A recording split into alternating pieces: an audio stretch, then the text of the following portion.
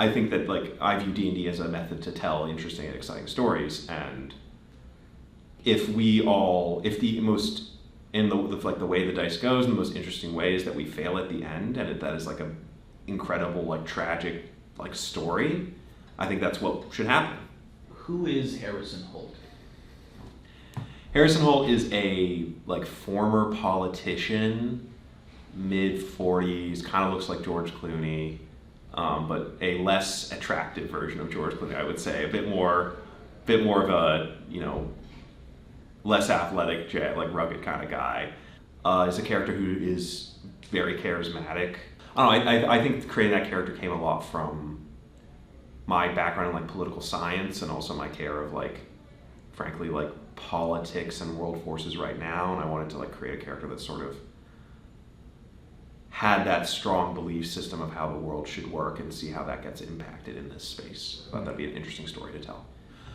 I wanted to have a like unique long-term storytelling experience. I wanted to like, again, I've got like a lot of improv background, and the thing that I really like about like these D&D shows is this ability to like tell this shaping narrative of like characters and like a really in-depth world that feels like it's, adapting to people's choices and having these rolls of the dice and this randomness that creates a story that feels really authentic and feels really interesting and unexpected.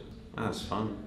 I like doing it. I get to hang out with my friends and play in a cool space and have these like cool be given these really interesting and cool problems and like situations, and be like, what do you do in this as this character? I think that's just like a really fun thing to explore.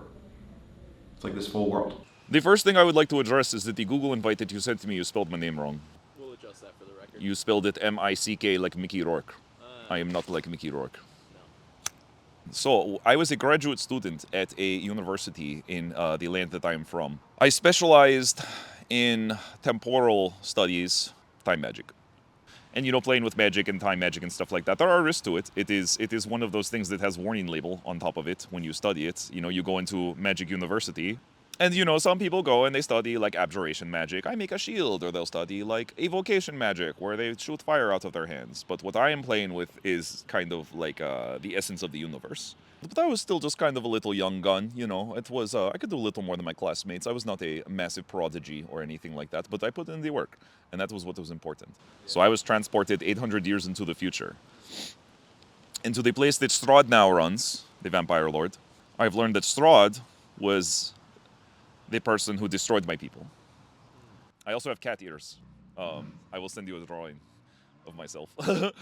Everyone wants like a little escape, right? Who wouldn't give like 4 hours of carved out free time with your friends a week just to not think about literally any of the things that you have to do? I kind of feel like a Hollywood snob actor for saying this, but like you really kind of jump into those characters, especially because a lot of the time D&D characters are just you with a slightly different voice. It takes a second to like get into it.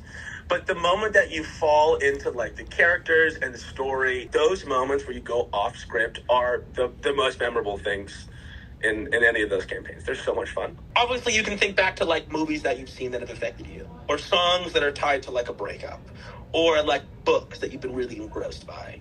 But like nothing holds your attention or your memory quite like this, because it doesn't exist anywhere except your table. I have a tally of people I have killed. I come from a very traditional theater background. Like, I've been in plays since I was in 7th grade, I think. And I did a year of improv.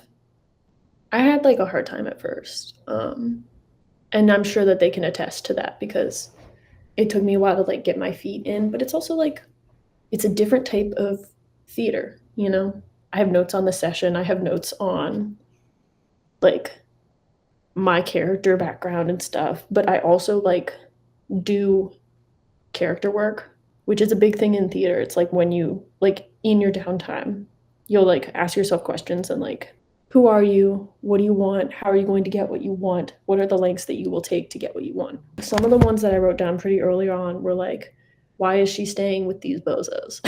And she's with the fire demon guy, a politician, and the elf, which like realistically she would be with the elf. there's something so cool about like hearing in real time, like how terrible the dice are, how good the dice are, or whatever. So like for me, it is kind of like watching a show. Even when we play, sometimes I'm like, oh, I'm getting a little bit too lost in it. Let me come back. It's kind of hard. I think it's interesting how much like this has overtaken my life a little bit. In a good way.